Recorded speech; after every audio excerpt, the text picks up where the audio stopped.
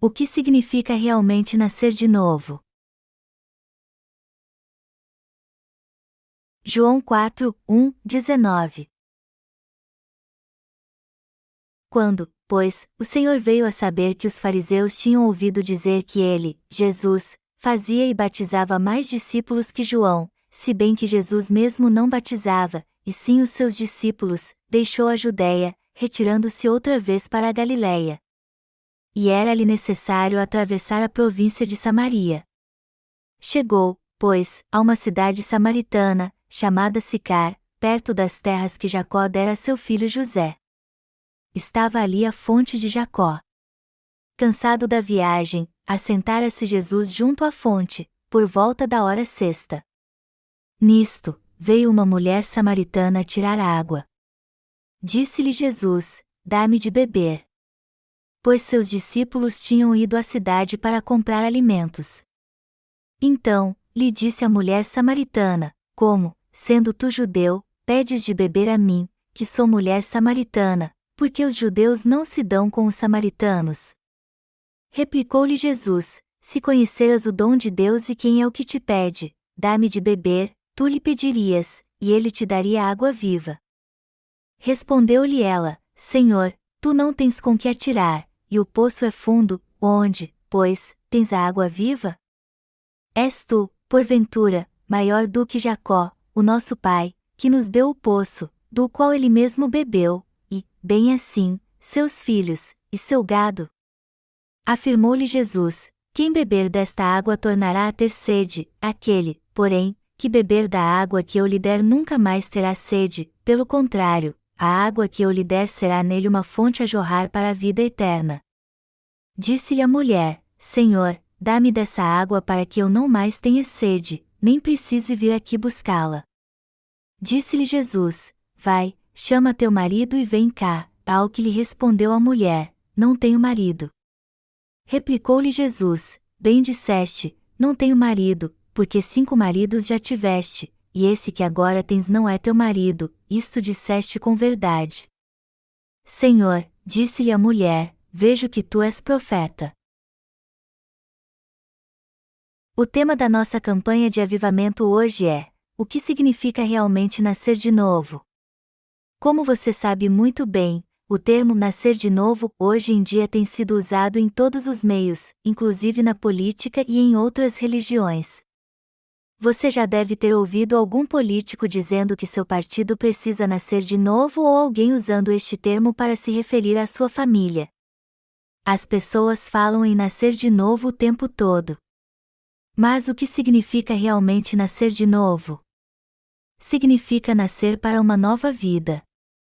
Mas eu fico pensando quantas pessoas não têm apenas uma vaga noção disso, sabem seu verdadeiro significado. Mas a verdade é que alguém só pode nascer de novo se tiver uma mudança de mente e atitude. O verdadeiro nascimento pode ser explicado assim: o velho homem morre e nascemos de novo como novas criaturas pelo poder de Deus. Melhor dizendo, não somos mais aquela pessoa do passado, ao contrário, nos tornamos novas criaturas e passamos a pertencer a Deus, como Abrão passou a ser chamado de Abraão e Saulo, Paulo. Vemos na Bíblia que no início Saulo era contra Deus e seus seguidores. E sua função era perseguir os crentes no Senhor como um cão de caça. Antes de ter um encontro com Jesus, ele estava convencido de que isso era o certo a fazer.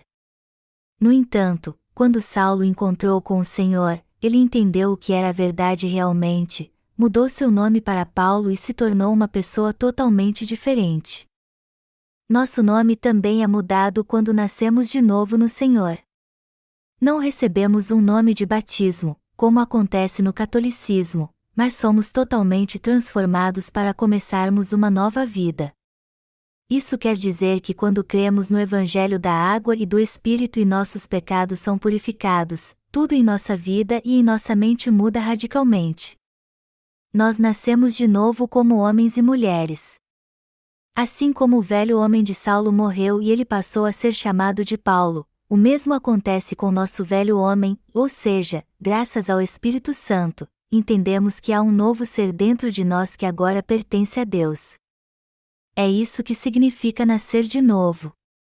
Somente quem nasceu de novo pode dizer: o novo nascimento só é possível no Evangelho da Água e do Espírito. Só que muitos querem adaptar este conceito à sua mente carnal e mundana. Por isso que mudam sua atitude exterior para mostrar que nasceram de novo.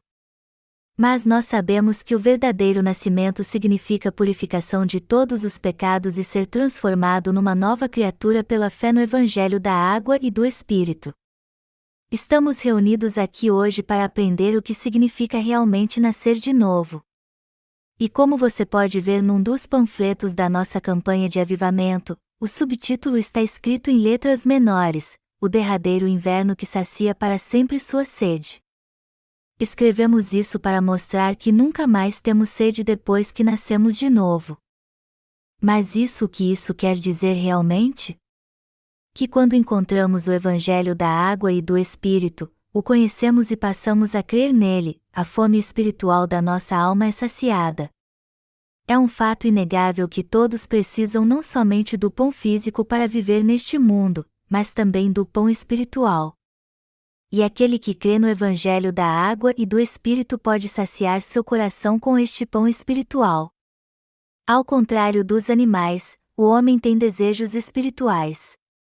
E ele se sente faminto justamente quando estes desejos não são saciados. Isso é o que chamamos de fome da alma.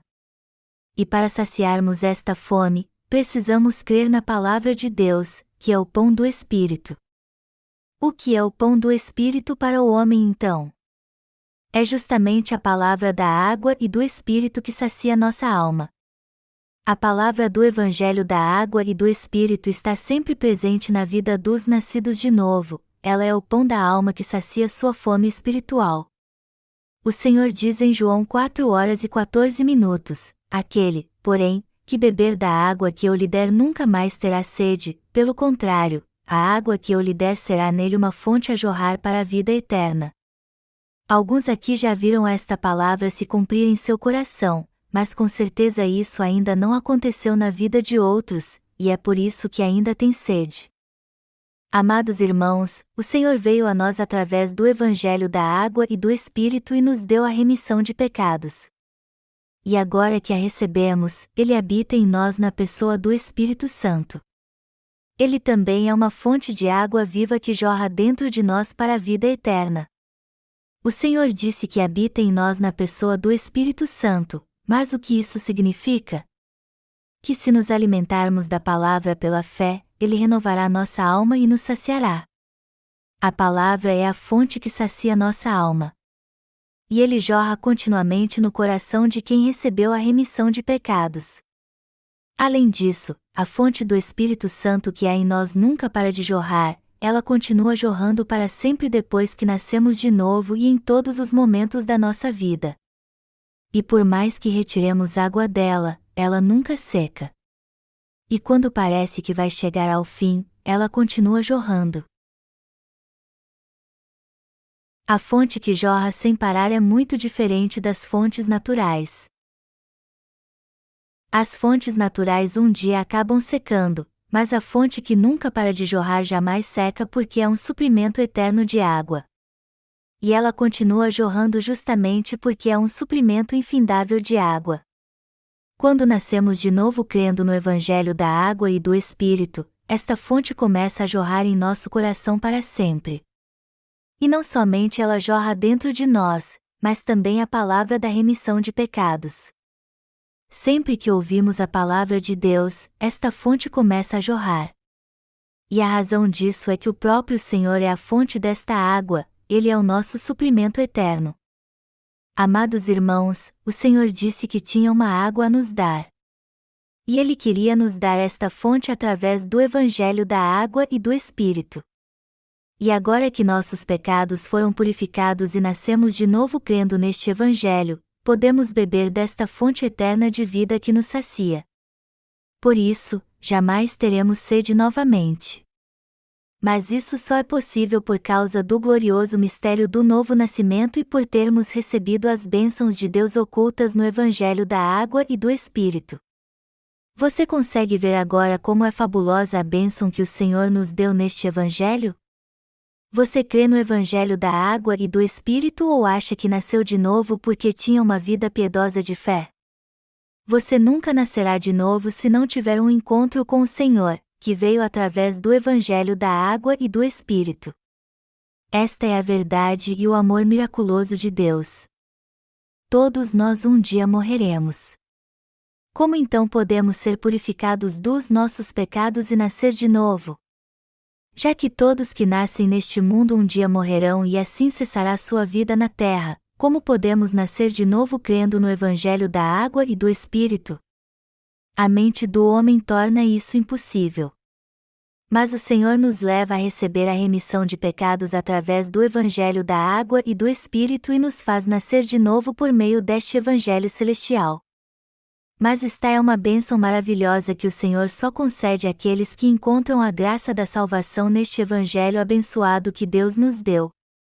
Nascer de novo é receber o amor especial de Deus e o dom da remissão de pecados. Todas as bênçãos e a graça da remissão de pecados se encontram no Evangelho da água e do Espírito. Todos pecaram, se afastaram de Deus e por isso deveriam ser destruídos.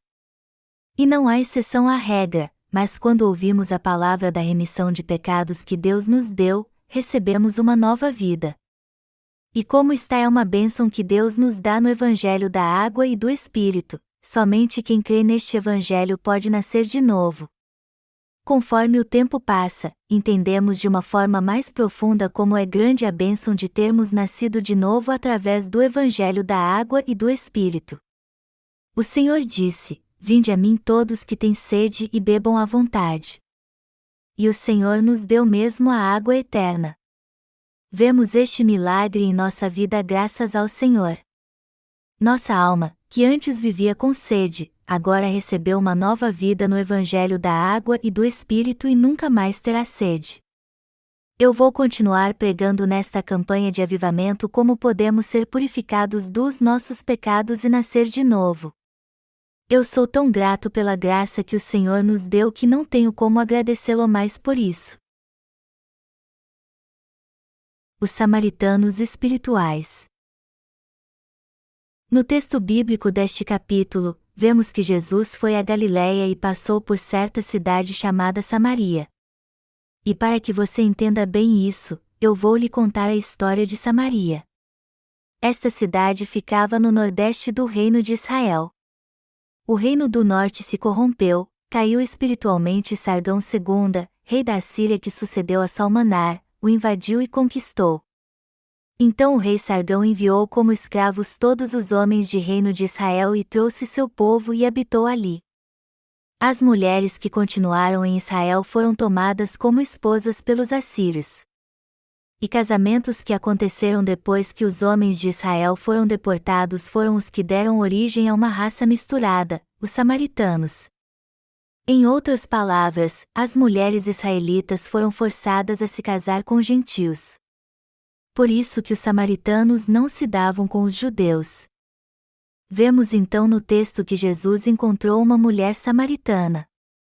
E quando o Senhor lhe pediu água, ela disse: Como, sendo tu judeu, pedes de beber a mim, que sou mulher samaritana? Como acabei de dizer, naqueles dias os samaritanos eram odiados e maltratados pelos judeus. Embora todos fossem israelitas, os judeus se recusavam a conviver com os samaritanos. Podemos ver facilmente como eles eram desprezados física e espiritualmente.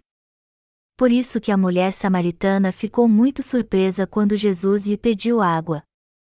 O próprio fato de Jesus, um judeu, ter procurado conversa com uma mulher samaritana foi algo muito surpreendente naquela época. Só que o Senhor não conversou apenas com aquela mulher em Samaria, pois visitou aquela cidade e ficou ali outras vezes.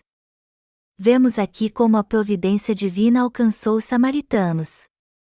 E o Senhor quer dar a água viva a todos que reconhecem que são maus. Como podemos ver no texto bíblico deste capítulo, o Senhor partiu da Judéia e foi para Samaria. Mas vamos analisar primeiro a aparência de Jesus. Ele nasceu nesta terra como um homem simples, filho de José, um carpinteiro de Nazaré. Sua aparência era tão simples que não havia nada nela que chamasse atenção. Talvez seja esta a razão de vermos na Bíblia Jesus sendo tão desprezado pelos judeus. E muitos hoje em dia, como também naquela época, rejeitam Jesus Cristo e se levantam contra ele. O Senhor então se afastou dessa gente e foi para a terra de Samaria.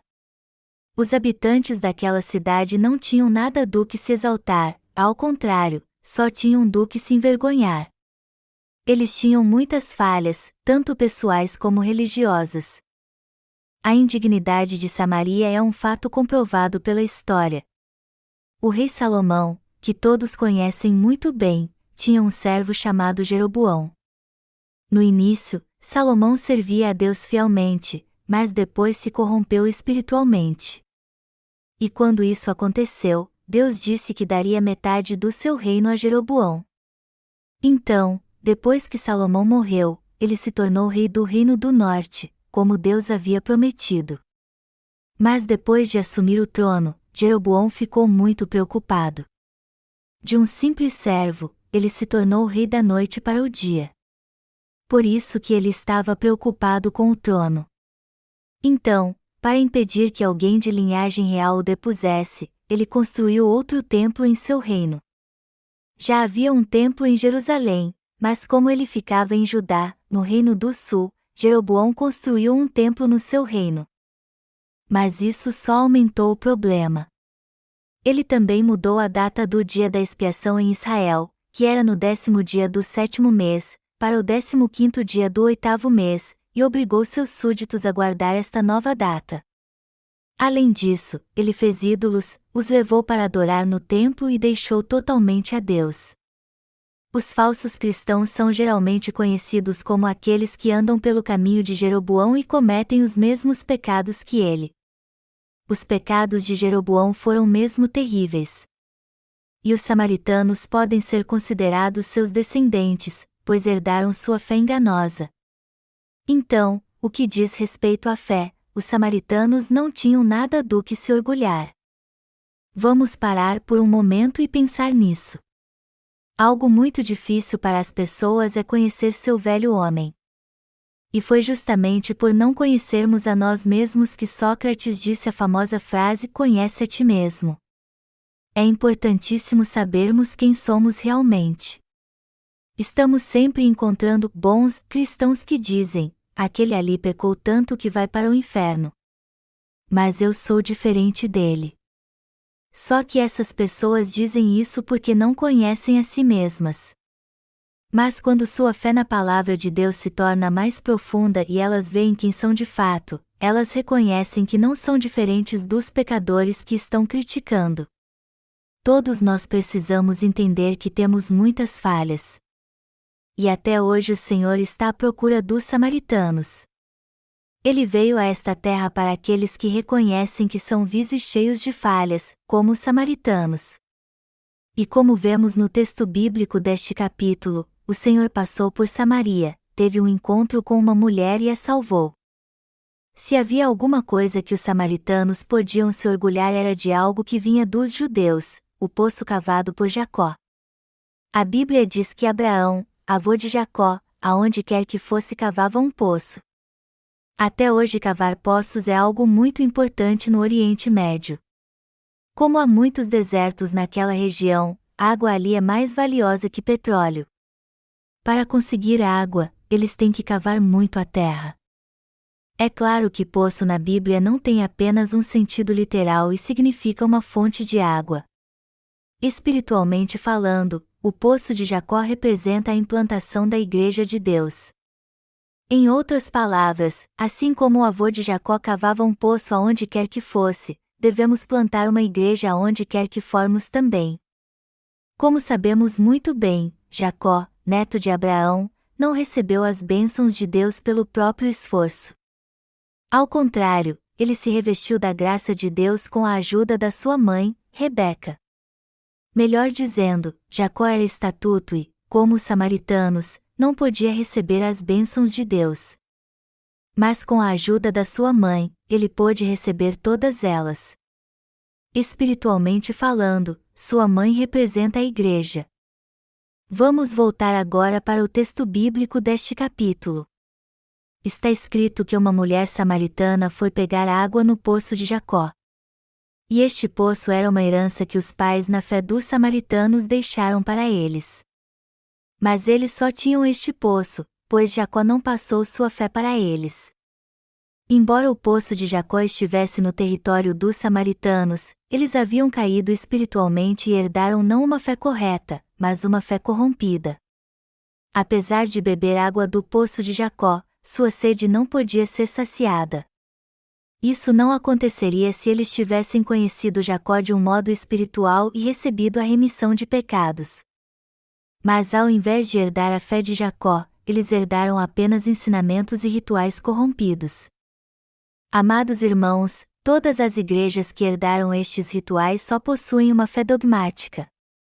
Falando nisso, talvez não haja outro país onde as crenças tradicionais sejam tão profundas e fortes como em Israel. O povo judeu era totalmente legalista e sectário. Hoje o sistema de fé dogmática dos judeus ficou muito menos rígido. Vez ou outra vemos como as mulheres em Israel têm um estilo de vida moderno. Isso seria algo inimaginável para os judeus legalistas de antigamente. Os judeus viram sua fé dogmática se desfazer, e se há alguma coisa de que podem se orgulhar é do que restou do cristianismo. Isso é tudo o que eles possuem. Eu não estou desprezando a fé dos judeus, não é isso. Eu só estou dizendo que eles não conseguem ver a essência da verdadeira fé, ou seja, crer em Jesus como seu Salvador. Para entendermos a relação entre dogma e fé, precisamos conhecer os rudimentos de várias correntes teológicas. E eu vou falar um pouco sobre isso agora. Atualmente há duas correntes teológicas no mundo. Uma é a teologia conservadora, e a outra é a teologia liberal. Esta última se divide em teologia crítica e progressista. E como já diz no nome, a teologia crítica olha para as Escrituras com um olhar crítico. Há alguns teólogos críticos na Coreia, que negam que Jesus andou sobre as águas e alimentou 5.000 pessoas com 5 pães e 2 peixes. Os que seguem a teologia progressista usam a fé para defender mudanças sociais. Eles dizem: o povo tem que ser liberto da opressão política. Assim como o povo de Israel se tornou livre da escravidão no Egito, nós cristãos temos que garantir a liberdade das pessoas também. Temos que nos levantar contra governos opressores. É este tipo de coisa que eles dizem e são sempre vistos em protestos. Os adeptos da teologia progressista não creem em tudo o que diz a Bíblia, mas somente algumas coisas que há nela que se adequam aos seus conceitos progressistas. Melhor dizendo, ao invés de buscar edificar o reino dos céus, eles só creem em algumas partes da palavra que trata de coisas terrenas. Sua fé então não é verdadeira, pois eles só buscam justiça e igualdade social. Por exemplo, muitos grupos de cristãos progressistas são ferrenhos críticos do consumo exagerado e da crescente desigualdade, e vivem exigindo reformas sociais para resolver o problema. Eles estão convencidos de que estão servindo a uma boa causa fazendo isso pelo seu país e se orgulham muito disso. Não há dúvida alguma de que os cristãos devem amar seu país e orar por ele. Mas se amassem mesmo seu país, eles pregariam para que todos nascessem de novo. Para que uma nação prospere, o povo tem que prosperar primeiro, e quando o povo recebe a remissão de pecados e se torna filho de Deus, é natural que a nação prospere.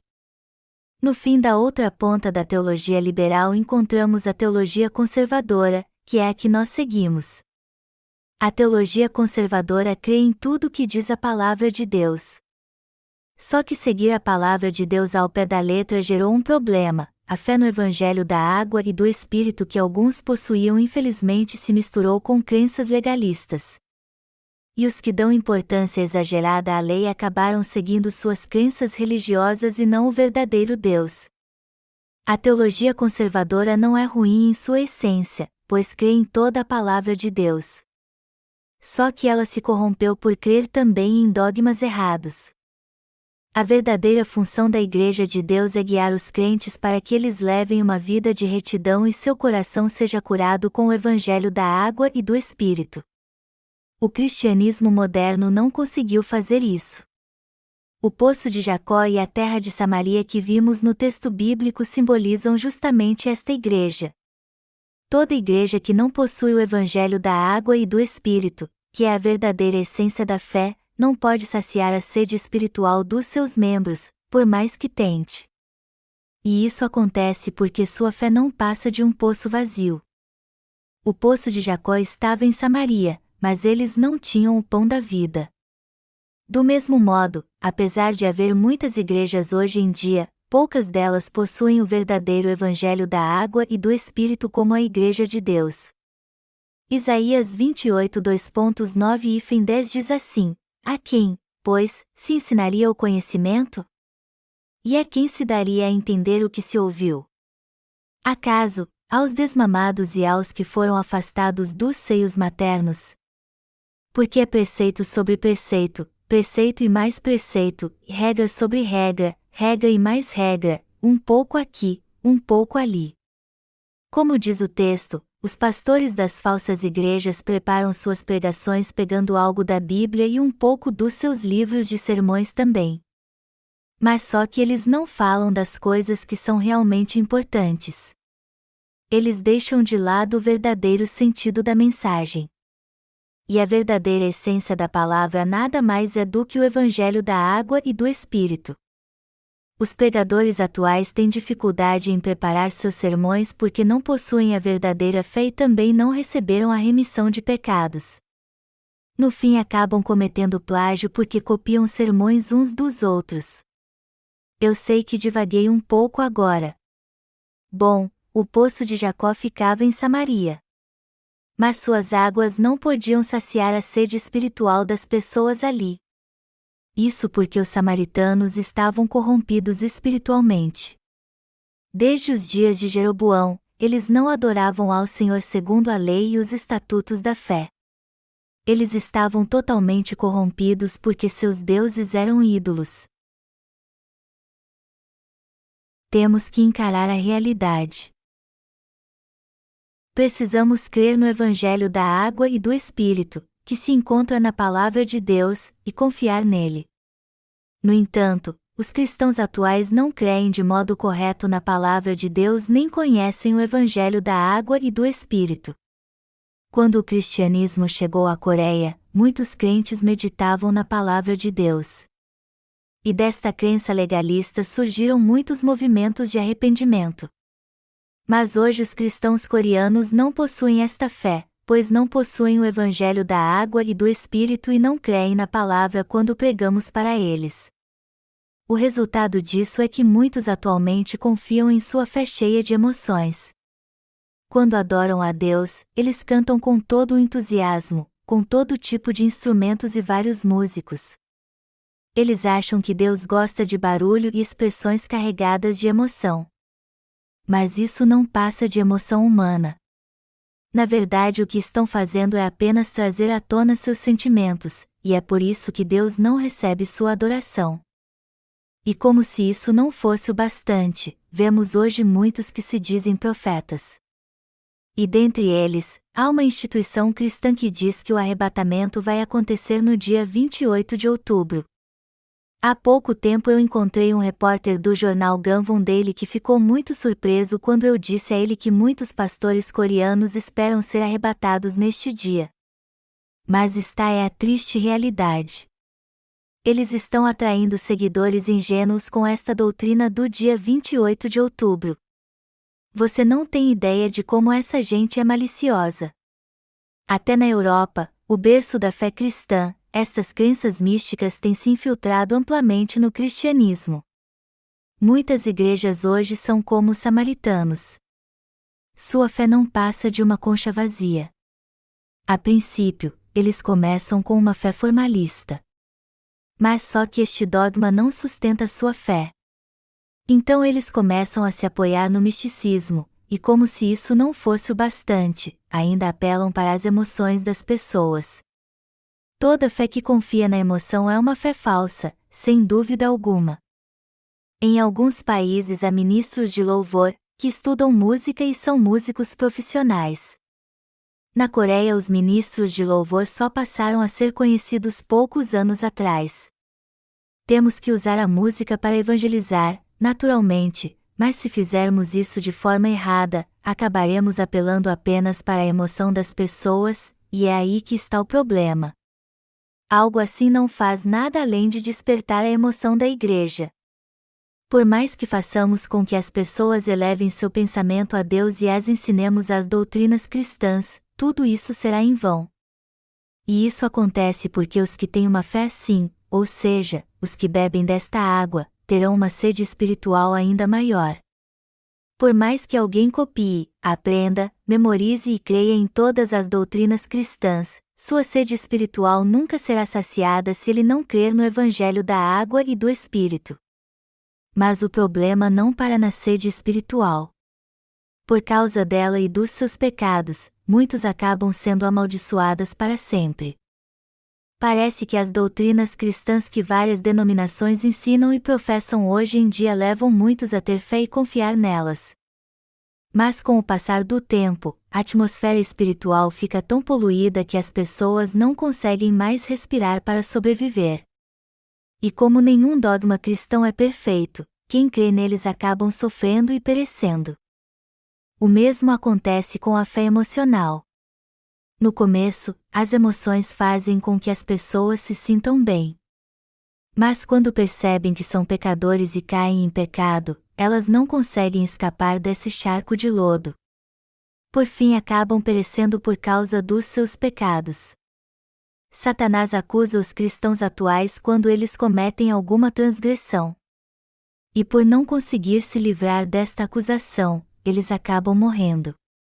Todo mundo peca. E a única maneira de escapar dos pecados é crer no Evangelho da água e do Espírito. Não tem outro jeito. Se não crer neste Evangelho, você vai perecer física e espiritualmente. No início pode até parecer que está tudo bem, mas depois você será possuído por demônios e não conseguirá mais se controlar. Os que se apegam aos dogmas e tradições e só querem ter emoção são como a mulher samaritana.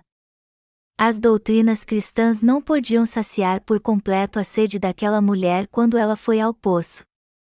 Aquela água podia saciar sua sede por algumas horas, mas pouco depois ela teria sede novamente. A verdade é que sede de ninguém pode ser saciada se não houver remissão de pecados através do Evangelho da água e do Espírito. Nosso Senhor disse: aquele, porém, que beber da água que eu lhe der nunca mais terá sede, pelo contrário, a água que eu lhe der será nele uma fonte a jorrar para a vida eterna.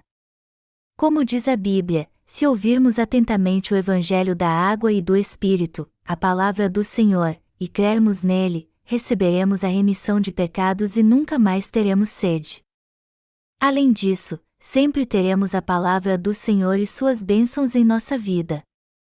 Amados irmãos, vocês serão libertos dos pecados do mundo e serão justos para sempre se crerem no Evangelho da água e do Espírito e receberem a remissão de pecados. Tudo que o Senhor nos dá é eterno, ao contrário das coisas que recebemos do homem, que são passageiras. Em outras palavras, enquanto a remissão de pecados que recebemos do Senhor pelo Evangelho da água e do Espírito é eterna, tudo que o homem nos dá é efêmero, ou seja, dura pouco tempo.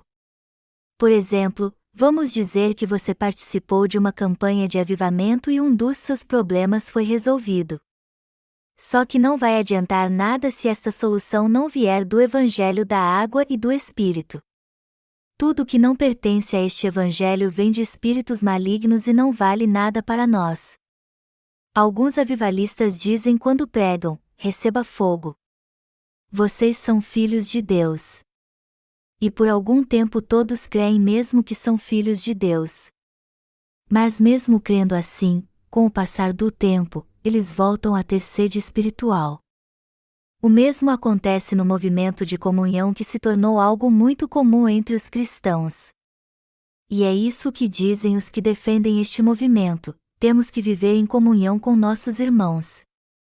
Vamos construir uma comunidade para nós, como outros movimentos religiosos fizeram. Podemos ter uma vida simples, mas maravilhosa. Muitos então verão nosso exemplo e crerão em Jesus. Eles aprenderam isso com os católicos, que já estavam muito envolvidos com este movimento. Mas embora muitos cristãos estejam participando ativamente dele, isso também é algo limitado. Nem a fé ou o tempo deste movimento são eternos. Ao invés de procurarmos saciar nossa sede em qualquer lugar, temos que ouvir a palavra do Senhor apenas e perguntar a nós mesmos: o que o Senhor quer nos dizer na sua palavra? Qual o sentido profundo que há nela? A palavra de Deus é eterna, uma fonte que nunca seca, a eterna remissão de pecados e a maneira de sermos para sempre justos. No entanto, quem não a entende de modo correto e não bebe da água que Deus nos dá e interpreta segundo seus padrões morais. E é isso que eles dizem: precisamos crer que todos que creem em Jesus são salvos. Então clamam o nome do Senhor 3 vezes e creem que a partir de então são filhos de Deus.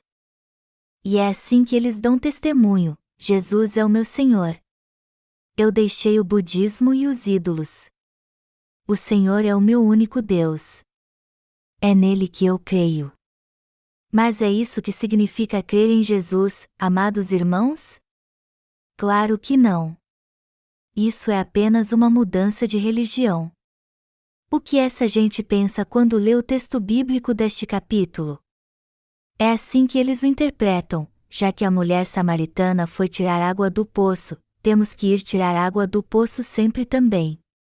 Ir à igreja para ouvir a palavra é o mesmo que ir tirar água do poço, como fez aquela mulher.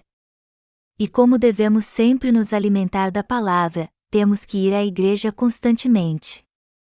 Também não podemos perder nenhum culto ou campanha de avivamento. É assim que eles interpretam a palavra, segundo os padrões humanos deste mundo.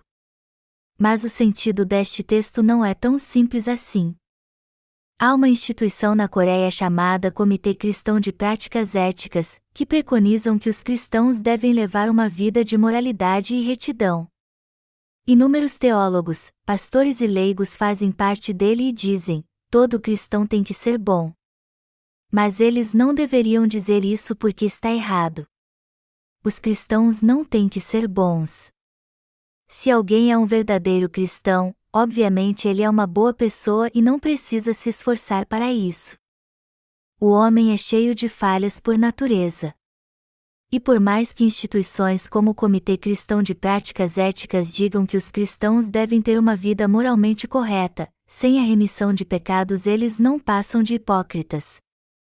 Jesus disse aos fariseus, que eram como sepulcros caiados: arrependei-vos, raça de víboras. Só porque alguém crê em Jesus, isso não significa que ele é filho de Deus.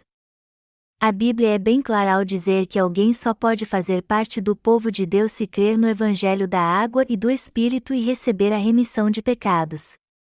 Isso quer dizer então que virtude e boas obras não resolvem o problema. Não há nada que possamos fazer por nós mesmos para recebermos a salvação.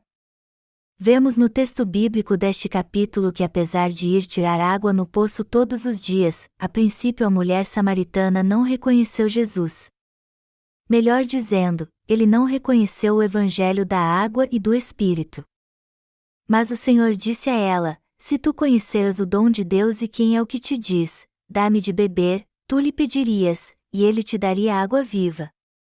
Amados irmãos, muitas igrejas evangélicas hoje em dia não pregam o Evangelho da água e do Espírito e enganam seus membros com doutrinas cristãs sem fundamento. Eles vivem dizendo que todos podem nascer de novo e se tornar filhos de Deus se crerem em Jesus. Também dizem que é possível nascer de novo orando e até dormindo. Isso pode acontecer de várias maneiras, mas eles afirmam que todos podem nascer de novo crendo em Jesus apenas. Mas o Senhor não veio para aqueles que creem em doutrinas e ensinamentos enganosos. Ele veio somente para os que reconhecem que são vis pecadores. Foi justamente para estes que o Senhor veio pelo Evangelho da água e do Espírito, como a mulher samaritana do texto bíblico. Há muitas coisas nas pessoas por dentro e por fora: pecado, a lei da salvação, sua consciência, a lei de Deus. Mas no fim todos desejam a mesma coisa: ver sua consciência livre. Em outras palavras, o que todos querem é ter sua alma liberta. Por mais que alguém tenha um entendimento perfeito das doutrinas ortodoxas cristãs, isso não livra ninguém da iniquidade e de ser escravo do pecado. Então, o que as pessoas querem realmente é a verdadeira liberdade. E Jesus disse que viria justamente para os que são escravos do pecado e desejam ter sua alma liberta. O Senhor não veio para aqueles que escondem seus pecados, como Adão que se cobriu com folhas de figueira. Em outras palavras, o Senhor não veio para aqueles que estão totalmente presos às doutrinas cristãs. E por mais que tivesse vindo para estes também, ele iria embora e lhes diria: vocês são perfeitos demais. Amados irmãos, vocês têm de jogar fora todas as doutrinas inúteis e reconhecer perante Deus quem são de fato. Vocês têm que encarar o pecado da sua alma, por isso diante de Deus e pedir sua ajuda.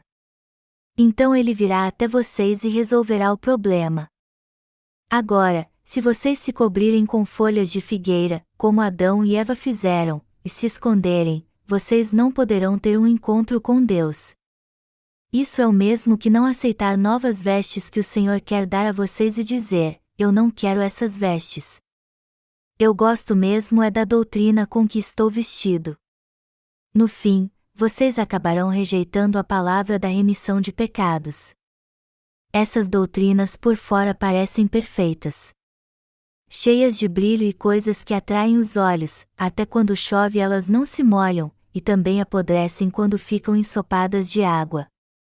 Mas estas doutrinas que parecem perfeitas têm um erro fatal: elas impedem a palavra de Deus de entrar no coração.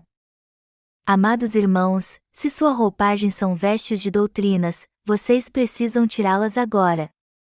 Por mais que tenham grande conhecimento doutrinário, se houver pecado no seu coração, vocês ainda são pecadores. E por mais que vocês conheçam a Bíblia, se vocês ainda não tiveram um encontro com o Senhor de modo correto e ainda há pecado no seu coração, vocês são pecadores.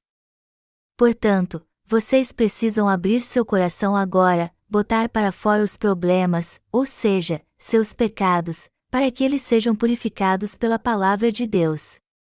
Só assim vocês poderão receber a remissão de pecados. O Senhor veio para que aqueles que estão agonizando com o problema do pecado possam nascer de novo. O que isso significa? Que o Senhor veio para aqueles que desejam ardentemente ter dentro de si uma fonte para que nunca mais tenham sede.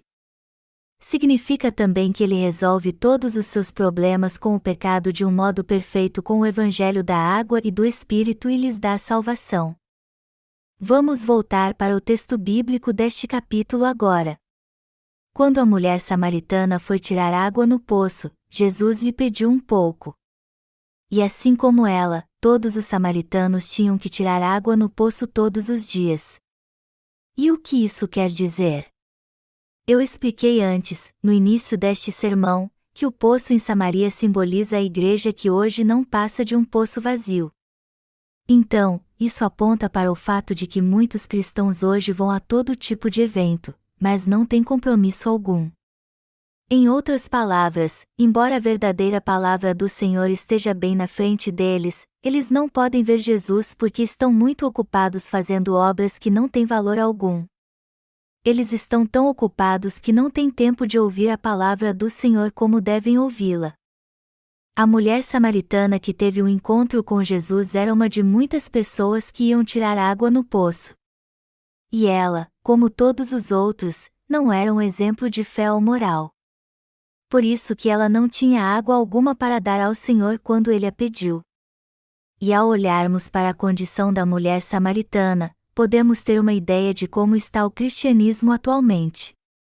Os cristãos atuais estão presos ao problema do pecado como a mulher samaritana. E se continuarem cativos às doutrinas e tradições da sua denominação, jamais conseguirão resolver este problema em sua vida. Eles precisarão de muita coragem para resolver isso. Como era a mulher samaritana, cujos cristãos atuais são muito parecidos? Ela era corajosa, honesta e sincera. Quando o Senhor lhe disse: "Se tu conheceras o dom de Deus e quem é o que te diz, dá-me de beber", tu lhe pedirias, e ele te daria água viva, ele disse na mesma hora: "Senhor, dá-me dessa água." Sua sede não era humana, mas espiritual. Por isso que ele creu na palavra do Senhor e pediu a ele que lhe desse da água viva. E foi isso mesmo que ela recebeu de Jesus Cristo por causa da sua coragem. Ela teve um encontro com o Messias ali mesmo. E não é difícil olharmos para esta mulher e ver como ela ficou feliz ao ter seu espírito liberto. Amados irmãos, hoje precisamos de coragem como a mulher samaritana. Certa vez ouvi alguém dizendo que estava muito decepcionado com a palavra pregada pela igreja chamada histórica. Então ele foi a uma igreja considerada herética, pois pensou que ali encontraria a verdade. E para a surpresa de todos, ele disse que foi nessa igreja que todos consideravam herética que recebeu a remissão de pecados. Em seu testemunho ele disse que a verdade não se encontra nas igrejas históricas, mas sim nas que são consideradas heréticas. Assim diz o Senhor sobre a lavagem da purificação e o renovo do Espírito Santo em Tito 3, 10-11, evita o homem faccioso, depois de admoestá-lo primeira e segunda vez, pois sabes que tal pessoa está pervertida, e vive pecando, e por si mesma está condenada. De acordo com esta passagem, os que confessam que ainda são pecadores na verdade são hereges. E os que afirmam que nasceram de novo porque creem em Jesus, embora ainda tenham pecado no coração, também são hereges. E estes são justamente os cristãos das igrejas históricas. Vamos voltar para as Escrituras agora. Está escrito em João 4, 11-12, respondeu-lhe ela: "Senhor, tu não tens com que atirar, e o poço é fundo, onde, pois, tens a água viva? És tu, porventura, maior do que Jacó, o nosso pai, que nos deu o poço, do qual ele mesmo bebeu, e, bem assim, seus filhos, e seu gado?" A mulher samaritana duvida do poder do Senhor aqui e lhe pergunta: "És tu maior do que Jacó, que nos deu o poço?" Como muitos em seus dias, e hoje também, a mulher samaritana julgou Jesus pela aparência. Por isso ela perguntou a ele: "Como tu podes me dar água viva, já que não tem nada para tirar água do poço? E ele é bem fundo. Como podes tu me dar água viva? Tu és maior do que alguém que eu conheça? Pela tua aparência não és, com certeza. Tu és melhor do que todos os pastores? És melhor do que todas as denominações e teólogos? És maior do que Jacó?" Ao perguntar isso a Jesus, a mulher samaritana mostrou que não sabia como Jesus era maior do que qualquer tradição ou doutrina. Qual é a verdade então? Jesus é o Criador, aquele que criou todo o universo. Ele é o Filho do Deus vivo, o Senhor de todas as coisas, aquele que nos salvou. Foi Jesus que concedeu sua graça a Jacó. Portanto, a verdade inegável é que o Senhor é muito maior e glorioso do que Jacó. No entanto, há muitos que ainda não conhecem esta verdade e fazem perguntas tolas como a mulher samaritana: "Sua igreja é tão pequena. Como posso ganhar alguma coisa se fizer parte dela? Sua aparência é pior do que um diácono da minha igreja, como então você pode me dar da água viva para que eu nunca mais tenha sede? Você se formou em que seminário? Quantos anos você estudou teologia?" Quem pergunta isso aos pregadores do Evangelho da Água e do Espírito não estão com tanta sede assim. Eles não sabem como é terrível o inferno e quanta dor haverá ali. Também não conseguem ver que estão morrendo de sede e que, por mais que bebam água, nunca saciarão. Imagine alguém cujo apêndice acabou de romper perguntando ao médico: "Quanto tempo você estudou medicina? Você tem algum diploma de especialidade nesta área? Seu bisturi é de boa qualidade?" Será que alguém diria um absurdo desses numa situação crítica, com o apêndice rompido? Há pouco tempo eu assisti a uma comédia chamada Os Três Fugitivos. Numa das cenas do filme, o ator principal leva um tiro e vai a um veterinário para remover a bala. Só que por não ter anestesia, o veterinário o manda morder um osso de cachorro para ele não gritar e remove a bala. Do mesmo modo, se levarmos um tiro e estivermos morrendo, não vamos nos importar se um veterinário ou açougueiro cuide do ferimento. Com certeza não vamos fazer questão de um médico especializado e enfermeiras bem treinadas. O mesmo princípio se aplica à vida de fé. O grau acadêmico dos que pregam o Evangelho e a posição que ocupam em sua denominação não é o mais importante.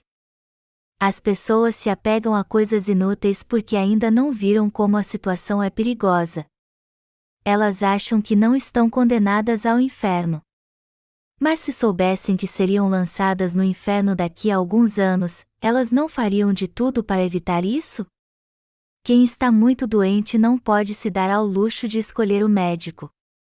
E quando se trata da pregação do Evangelho, também não importa se alguém é um pastor renomado ou um sapateiro. Vocês não concordam comigo? Se as pessoas soubessem que seriam lançadas no inferno daqui a alguns anos, todas elas viriam correndo para a igreja.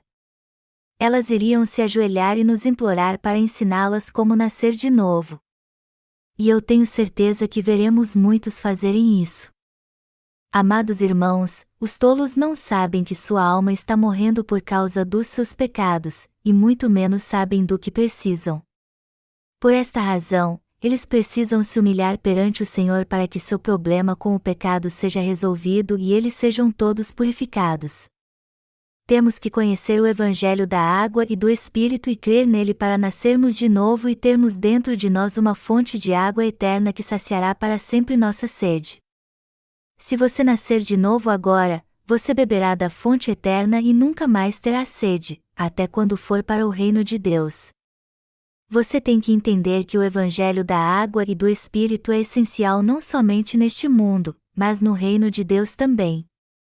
O que você deve fazer então quando ouvir o Evangelho da água e do Espírito? Você deve crer nele e aceitá-lo de todo o coração. Mas antes de fazer isso, você precisa entender que este Evangelho não é uma doutrina do cristianismo. Você deve perguntar a si mesmo sempre que ouvir alguém pregando o Evangelho: será que este pregador é um verdadeiro discípulo de Jesus? Será que ele tem em si o Evangelho da água e do Espírito? Ele está pregando a verdadeira palavra de Deus ou um dogma corrompido do cristianismo? Você tem que saber discernir tudo isso. Se você não souber distingui-los, é só ver se estão pregando o Evangelho da água e do Espírito, que está na palavra de Deus. Se estiverem pregando palavras de homens, eles não são servos de Deus. Agora, se estiverem pregando o Evangelho da água e do Espírito, que está na palavra de Deus, eles fazem parte do seu povo. Se alguém é um homem de Deus que crê mesmo no Evangelho da água e do Espírito, ele pregará a palavra do Senhor e sobre a regeneração ao invés de ficar se exaltando por causa da sua doutrina ou denominação. Como eu já expliquei, os samaritanos eram um povo mestiço. Eles tinham uma fé sincrética e impura. Mas isso não quer dizer que os judeus estavam certos. Se os judeus tivessem em si a fonte da água eterna, eles teriam seguido suas doutrinas e tradições ortodoxas. Mas eles não têm em si esta fonte. Jesus Cristo deixou Judá e foi para Samaria. Por isso que temos que segui-lo. Amados irmãos, o homem é muito tolo e imperfeito. Embora o Senhor tenha tentado várias vezes nos dar da água eterna, muitos permitiram que as barreiras das tradições e das denominações os impedissem de fazer isso. Assim, eles perderam a oportunidade da sua vida. Se você ainda tem pecado, abra a porta do seu coração para o Senhor Jesus Cristo e sua palavra. Seja sincero e confesse sua fraqueza diante da palavra, resolva todos os seus problemas com o pecado, e encontre a resposta para receber a regeneração e a vida eterna. Os que têm sede e desejam a água eterna. Muitos entre nós já beberam da água eterna e nunca mais terão sede. Mas o culto de hoje é para aqueles que desejam beber esta água. Melhor dizendo, não é apenas uma campanha de avivamento, mas um culto para as almas perdidas. Por mais que venhamos pregando o evangelho da água e do Espírito todo esse tempo, muitos se recusaram a ouvi-lo, pois seu coração e sua mente foram fechados pelas falsas doutrinas do cristianismo. E nesta campanha de avivamento vamos pregar este evangelho novamente. Vamos pregá-lo sem cessar. O Senhor disse: Eis que estou à porta e bato, Apocalipse 3h20. No entanto, isso não significa que o Senhor visita pessoa por pessoa e bate na porta do seu coração. Ele fala com as pessoas através dos crentes no Evangelho da Água e do Espírito. Está escrito em João 4:13-14, afirmou-lhe Jesus: Quem beber desta água tornará a ter sede, aquele, porém, que beber da água que eu lhe der nunca mais terá sede, pelo contrário, a água que eu lhe der será nele uma fonte a jorrar para a vida eterna. Os pecados continuam intactos no coração dos que se recusam a crer no Evangelho da Água e do Espírito. E por mais que tenham alguma paz, ela acaba em pouco tempo. Mas e aqueles que já se alimentaram da palavra do Senhor e receberam a vida eterna? O Espírito Santo trabalha no seu coração em parceria com o Evangelho da Água e do Espírito. E é o próprio Espírito que é a fonte de vida eterna jorre sempre do seu coração. Estes chegaram a um ponto em que jamais terão sede. Mas só quem sabe disso são aqueles que pela fé já provaram do Evangelho da Água e do Espírito. Vamos ler agora João 4:15-19. Disse-lhe a mulher: Senhor, dá-me dessa água para que eu não mais tenha sede, nem precise vir aqui buscá-la. Disse-lhe Jesus: Vai, chama teu marido e vem cá. Ao que lhe respondeu a mulher: Não tenho marido. Replicou-lhe Jesus: Bem disseste, não tenho marido, porque 5 maridos já tiveste, e esse que agora tens não é teu marido, isto disseste com verdade. Senhor, disse-lhe a mulher, vejo que tu és profeta. Vamos aqui a mulher samaritana confessando seus pecados ao Senhor e reconhecendo perante ele que não era feliz em sua vida. Embora já tivesse tido 5 maridos, nenhum deles fez com que ela se sentisse realizada. Por isso que ela estava vivendo com um homem que não era seu marido. Amados irmãos, temos que fazer o mesmo que a mulher samaritana para nascermos de novo e recebermos do Senhor a água que saciará nossa sede para sempre. Melhor dizendo, temos que confessar todos os nossos pecados ao Senhor e crer no Evangelho da Água e do Espírito, na palavra do Senhor, para que todos eles sejam purificados. Ao mesmo tempo, precisamos entender que não há satisfação na vida religiosa que levávamos. Só poderemos nos sentir totalmente realizados se fizermos isso. Assim como o Senhor nos conhece muito bem, os servos de Deus que creram no Evangelho da Água e do Espírito, receberam a remissão de pecados e estão fazendo sua vontade podem resolver o problema do pecado em todos os pecadores.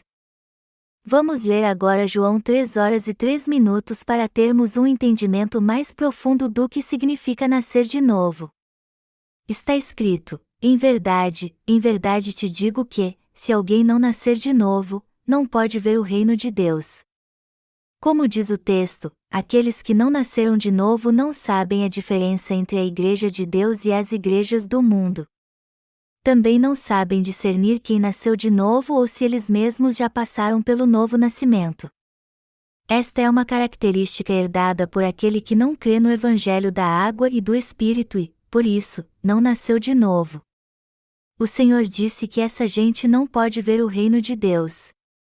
Em outras palavras, eles não reconhecem a Igreja de Deus.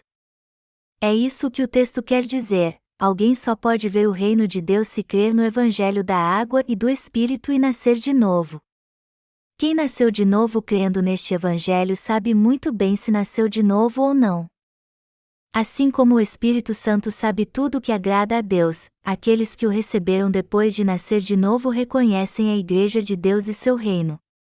As pessoas acham que crer em Jesus como seu Salvador e nascer de novo são duas coisas distintas.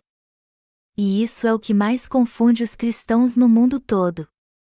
Eles acham que se crerem em Jesus vão nascer de novo de repente. Mas a Bíblia diz que estas são duas coisas completamente diferentes. O Senhor disse que ninguém pode ver o reino dos céus se não nascer de novo no Evangelho da água e do Espírito. E é algo imprescindível entendermos bem esta palavra do Senhor. Algumas pessoas conheceram o Evangelho da água e do Espírito depois de mais de 10 anos de convertidos.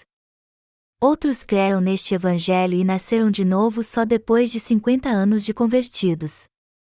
No entanto, ainda há muitos que creem no Senhor mas não nasceram de novo porque não creem no Evangelho da água e do Espírito. E como não nasceram de novo, no momento da morte eles dizem: Senhor, perdoe este pecador. Mas para onde vai essa gente? Não vamos falar sobre isso, pois seu fim é algo horrendo. Quando olhamos para essa gente, parece que estão levando uma vida de fé e buscando a Deus, mas a verdade é que sua vida espiritual é miserável e amaldiçoada. O que há no seu coração não tem nenhum valor no reino de Deus. Eles devem pensar assim: já que eu deixei a idolatria e criei em Deus, por mais que tenha sido no último minuto, Ele vai levar isso em consideração. Você tem ideia de como o Senhor é impassível?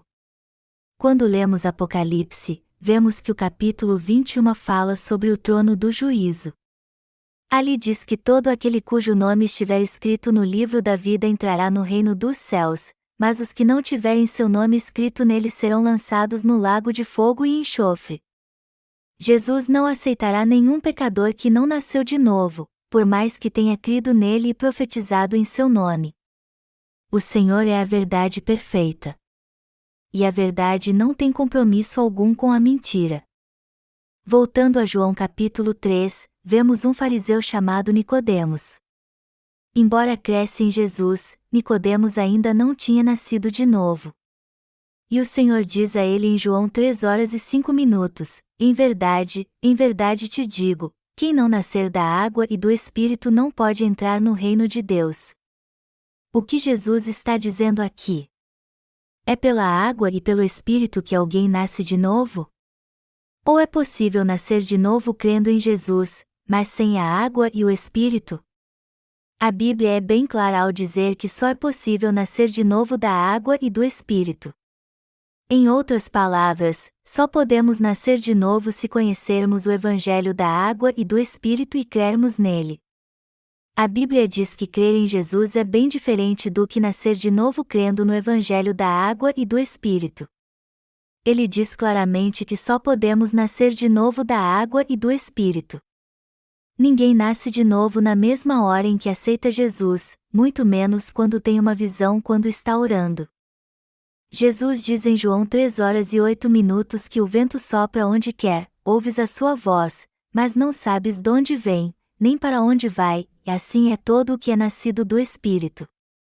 Isso quer dizer que embora os crentes no Evangelho da água e do Espírito digam a verdade, quem não nasceu de novo não pode entendê-las.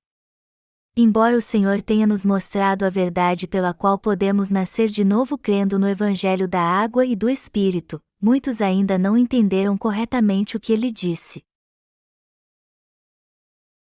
Aqueles que não possuem o Espírito de Deus. Por mais que preguem sobre a cruz, os que não nasceram de novo não podem levar ninguém a se converter. A probabilidade de alguém se converter com sua pregação é nula. Por isso que o Senhor foi bem claro ao dizer que só podemos nascer de novo da água e do Espírito. Mas quando os pobres de espírito ouvem a palavra pregada pelos crentes no Evangelho da água e do Espírito ou leem os livros escritos pelos nascidos de novo, eles entendem na mesma hora. E não há engano nenhum aqui. Isso acontece porque os que creem no Evangelho da água e do Espírito ensinam de modo correto o Evangelho da salvação que receberam em seu coração. O Evangelho da água e do Espírito, que vem da era dos apóstolos, foi escrito e pregado por aqueles que herdaram o Espírito Santo. por isso que quem não tem o Espírito Santo não pode entender o sentido profundo que há nisso. Pedro disse, a qual, figurando o batismo, agora também vos salva. 1 Pedro 3h21. A água de que a Bíblia fala é justamente o batismo que Jesus recebeu. Em outras palavras, o fato de que só é possível nascer de novo da água e do Espírito significa que isso só pode acontecer por causa do batismo que Jesus recebeu no Rio Jordão. Foi através deste batismo que todo ser humano pôde ser purificado dos seus pecados. Mas vários cristãos ainda não nasceram de novo, embora creiam em Jesus como seu Salvador. E a razão disso é que eles não entendem a verdade do batismo e o consideram apenas um ritual religioso. Tudo o que fazem é dizer que creem no Senhor, mas na verdade não sabem que o batismo de Jesus está ligado à cruz. Foi o Senhor que nos deu a palavra da água e do Espírito. Mas as pessoas nunca poderão nascer de novo se não souberem o que significa esta palavra. E isso acontece até quando escrevemos cartas de amor. Imagine se você dissesse à sua esposa, as rosas estão brotando, os pássaros cantando. E ela diz então, é claro que estamos na primavera. Quem não sabe disso? Pois não sabe o que há no seu coração. Se você disser a ela, a lua está brilhando tanto esta noite, e ela responder, ela está brilhando porque é lua cheia, ora, é porque não entende o que você está sentindo. O que você quer dizer na verdade é que ela está linda e brilhante como a lua, e o que você quer expressar ao dizer que os pássaros estão cantando é que seu amor por ela torna o mundo mais lindo. Do mesmo modo, se alguém não entender suas intenções ou sentimentos, você nunca terá um relacionamento verdadeiro com esta pessoa. Por isso que devemos entender de modo correto o Evangelho da água e do Espírito que o Senhor nos deu. Amados irmãos, nosso Senhor disse a todos nós que nascemos de novo mesmo da água e do Espírito. E a água e o Espírito aqui se referem ao Evangelho da água e do Espírito. Então, se vocês se recusarem a crer neste Evangelho que Jesus nos deu, vocês estarão escarnecendo dele. Alguns não conseguem deixar de ser pecadores e seu coração está sempre sedento. Por isso, estão propensos a ser enganados por movimentos estranhos, místicos, religiosos que dão valor apenas às emoções humanas. E como tudo tem causa e efeito, já que o Senhor nos deu o Evangelho da água e do Espírito, os que creem nele são purificados de todos os seus pecados e nascem de novo. Por isso que a fé dos que creem neste Evangelho os leva a receber a remissão de pecados e se tornar filhos de Deus. Vamos ler agora João 3, 6 e 7 para concluirmos este sermão. O que é nascido da carne é carne, e o que é nascido do Espírito é Espírito. Não te admires de eu te dizer, importa-vos nascer de novo. Amados irmãos, se alguém nascido neste mundo crê em Jesus apenas como uma religião deste mundo, esta pessoa é carnal. Alguns creem em Jesus como seu Salvador porque lhes disseram que ele é maior e mais poderoso do que qualquer ídolo. Então eles decoram os 10 mandamentos e a oração do Pai Nosso, são fiéis em seus dízimos, e vão a todos os cultos e campanhas de avivamento. Mas estes também são carnais. A fé deste mundo não passa de uma fé religiosa. O Senhor disse que quem é nascido da carne é carne, e quem é nascido do Espírito é Espírito. No que diz respeito à fé, temos que discernir bem a carne do Espírito. A fé no Evangelho da água e do Espírito é a fé do Espírito, mas seguir Jesus sem receber a remissão de pecados é praticar uma fé carnal. Os que afirmam crer em Jesus como seu Salvador, mas que ainda têm pecado o coração, são carnais, pois ainda não nasceram de novo. E todos eles serão condenados porque ainda têm pecado. Por mais que creiam em Jesus, se fizerem isso sem o Evangelho da água e do Espírito, seu coração continuará em pecado e eles não poderão nascer de novo, pois os nascidos da carne são carne. Eles ainda são pecadores. Por outro lado, os que reconhecem diante de Deus que são pecadores, que estão condenados ao inferno por causa dos seus pecados e creem na verdade da salvação trazida pelo Evangelho da água e do Espírito são nascidos do Espírito. Em outras palavras, eles são espirituais porque nasceram de novo da água e do Espírito. Amados irmãos, os mansos lidam com o problema do pecado e creem na remissão deles segundo a palavra de Deus. Eles resolvem seus problemas pela fé e são aqueles que estão mais próximos de Deus. Aquele que reconhecem quem é de fato pela palavra de Deus é alguém que pode nascer de novo da água e do Espírito. E somente estes podem dizer que nasceram de novo realmente crendo no Evangelho da água e do Espírito. A maioria de nós, se não todos, fomos bons cristãos no passado. Mas mesmo assim, ainda tínhamos pecado no coração. Independente se o que fazíamos agradava a Deus ou não, todos nós tínhamos pecado. Mas agora só damos ouvidos ao Evangelho da água e do Espírito e a nada mais. Temos que abrir o coração para a palavra da vida do Senhor.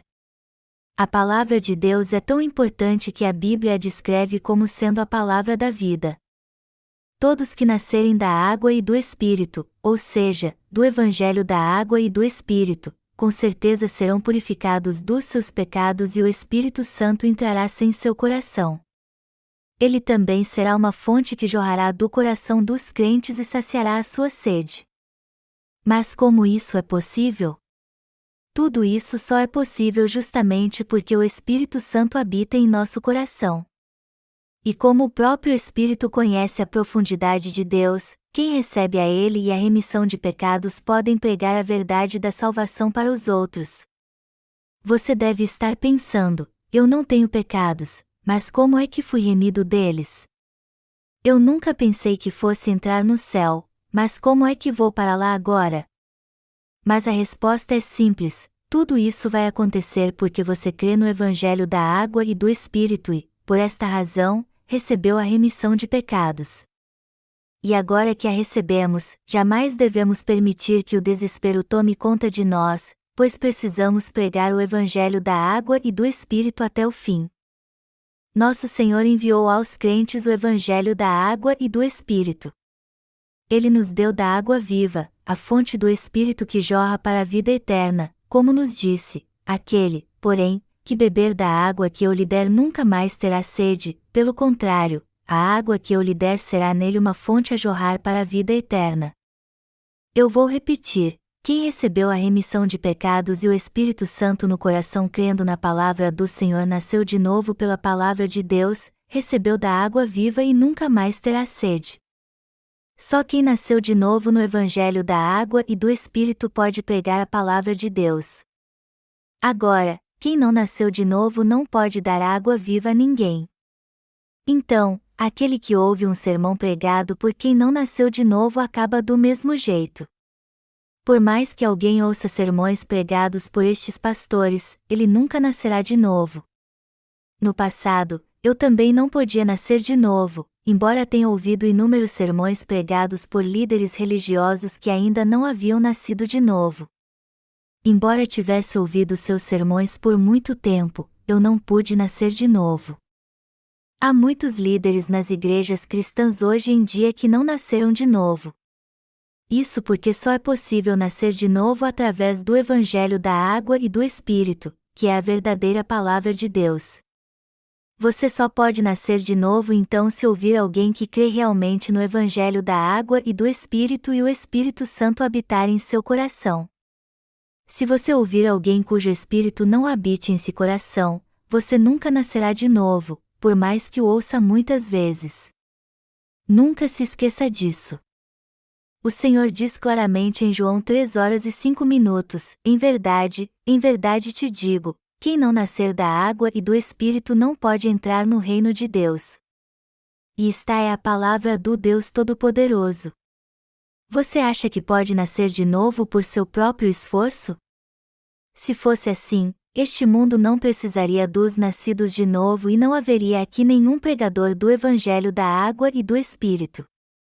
Você não precisaria de ninguém, já que acha que poderia nascer de novo por seu próprio esforço. Mas quero dizer novamente, amados irmãos, que vocês não têm como nascer de novo por si mesmos.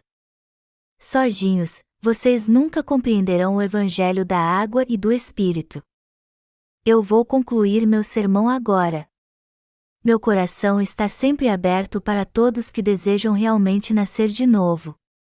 Se você quiser estudar a Palavra de Deus, eu ficarei feliz em estudar com você. Se você quiser nascer de novo da água e do Espírito ou deseja ter em si a fonte que saciará sua sede para sempre, eu sempre estarei disposto a orientá-lo. Eu vou ser bem direto agora e dizer que vocês não podem nascer de novo sem a fé no Evangelho da água e do Espírito. Assim como a mulher samaritana nasceu de novo quando teve um encontro com o Senhor, vocês também poderão nascer de novo se crerem em Jesus como seu Salvador, que veio pelo Evangelho da água e do Espírito.